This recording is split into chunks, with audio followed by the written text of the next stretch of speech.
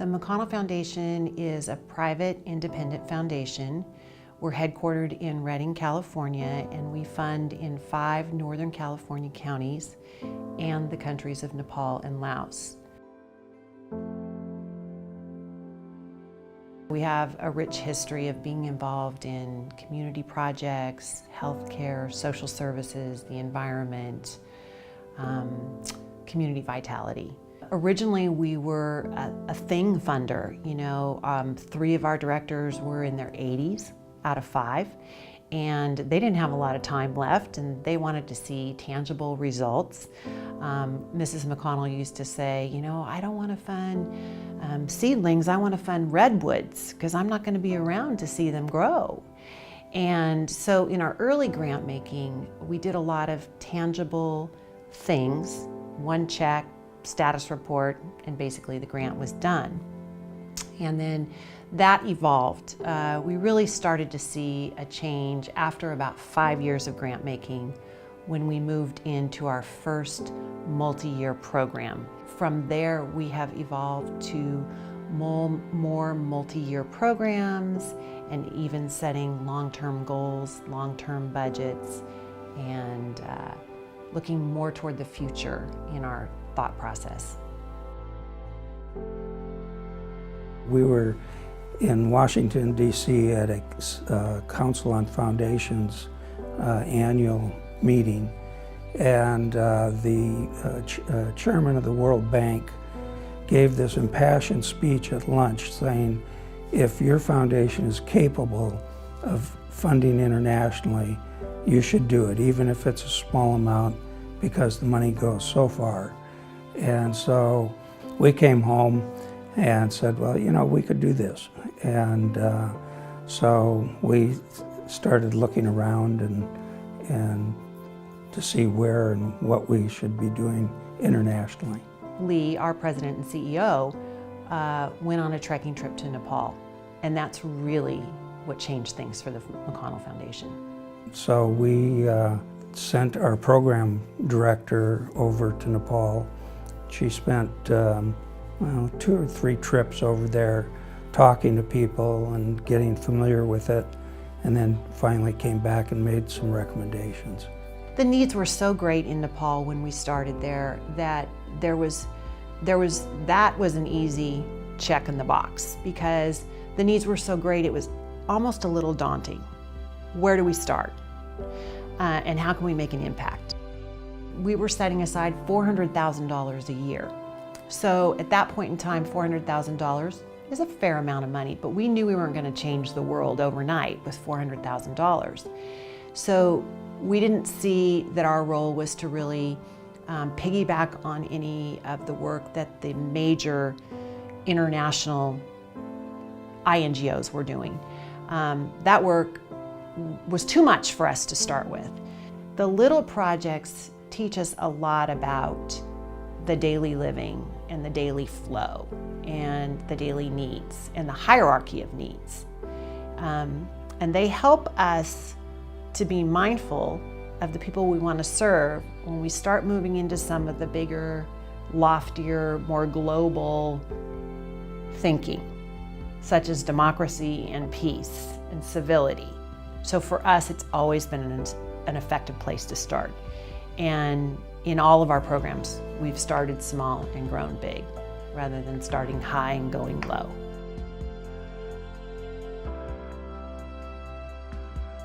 Probably the time in our Nepal grant making when it became apparent to us that we needed to be more than a 1 or 2 year funder, and we needed to look beyond just projects and entertain programs, was after the Royal Massacre took place. That was a dangerous time, that was a risky time, that was a grieving time, that would have been an easy time to just say, we're out of here. We did our best. But through some really great people, some great counsel, and some relationships that already had developed in Nepal, it just didn't seem like the right thing to leave.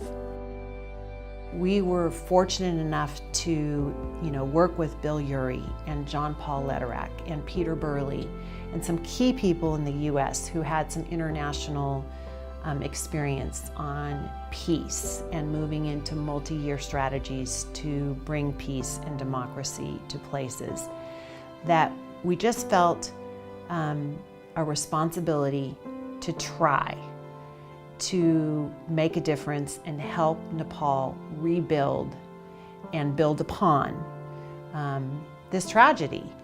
And so we asked others. We didn't pick 10 years on our own, but we asked others, what will it take? And some of the things we heard is that, it usually takes about as long as it took to get into conflict to get out of conflict.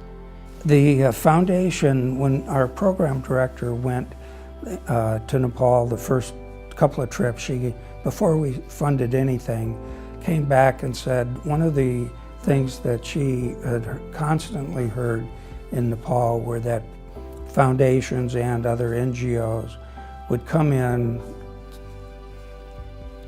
make a big splash for 2 or 3 years, and then they were gone. And so she said, if we're going to fund in Nepal or any other place, we should make a commitment that we're going to be there for a significant period of time. And so our board agreed that, yes, things don't happen overnight, and we didn't want to be known for something that we would be in and out. We always do quality projects, and we always see them through to the end. So it may not have been 10 years that we thought about, but it was to stay the course.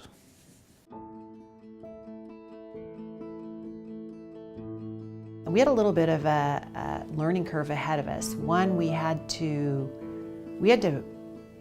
assure that our board was going to stay engaged in giving in Nepal. We took some pot shots locally from our community. Why Nepal? There are so many needs here in Northern California. There also was a little bit of shift in thinking on our board's part, because what we were doing in Nepal did take away from what we were doing locally. So they had to get their arms around that, and they had to accept that, and they had to be comfortable with that. And so that's where, again, it really worked to the advantage of doing small bits and then building upon that success. As we built upon that success, and it became really clear that if we were to be effective in Nepal, we were going to need to look long-term and do multi-year funding. It was a strategic move also to get our board to say we're in or we're out. At that point, at that juncture, if they weren't comfortable with looking at 10 years, a decade of funding, we likely would have pulled out, because we had become as staff so aware that that's how we were going to be effective. We would actually do more harm than good unless we were willing to be at their side for a continued period of time. And so our board wrestled with that, and they realized if we commit up to 15% of our annual giving for up to 10 years to Nepal, that takes those resources away from our annual new ideas. And it also is basically saying that, we're in for the long haul, means we're in for the good and the bad and the ugly, and we're into relationship building. And so that was a big change. Once we got over kind of the why Nepal, and we looked at the long-term versus the short-term of being there, the long-term is riskier. It's messier, because when you say yes to someone for 10 years, it's a lot more difficult to walk out if things start going sideways. If leadership changes, if the politics change, or economy changes, or the weather changes, or an earthquake comes along, all the things you can't predict. When the earthquake happened on April 25th, So much of the work that we have been doing in the last 12 years was mildly impacted. It wasn't devastated. It didn't wipe it out and we have to start from scratch again. Because of that 12-year investment, we've built some human infrastructure that will survive the earthquake. So in some ways, we were grateful that all of our 12 years of giving wasn't in bricks and mortar or water lines, because much of that may be gone and we might be starting from scratch.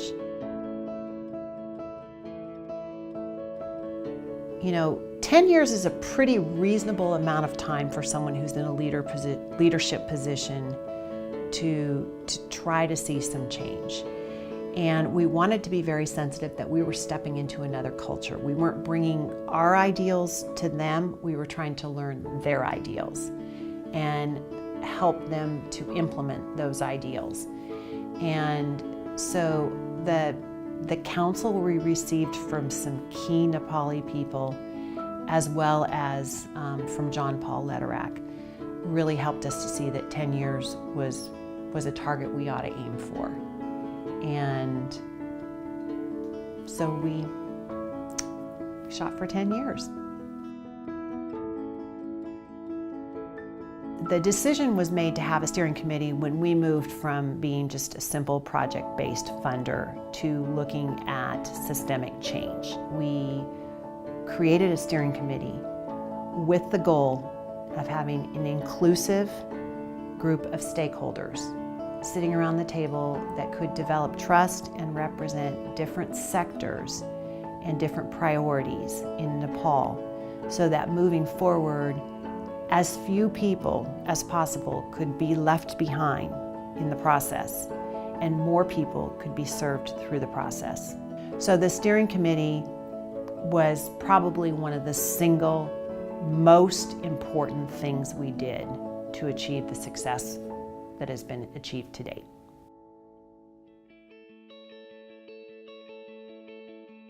The Asia Foundation has been terrific for us as a partner in our work in Nepal and in our work in Laos.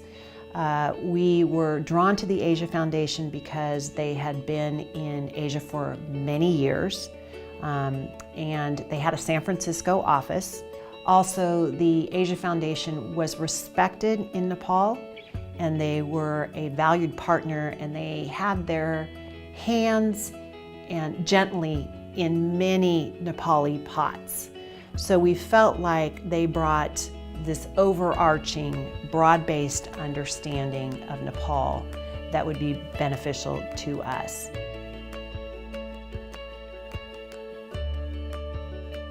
What 10 years has taught us in Nepal is that in all of our work, if we take at least a 10-year horizon, we are going to be much more effective. We're going to learn a lot more than if we're in and out. We've seen that 10-year commitment works. And I think every one of our directors, if you were to question them individually, would say that they have learned through this process that 10 years, with an open mind toward that 10 years rolling, was an effective tool for us to be successful.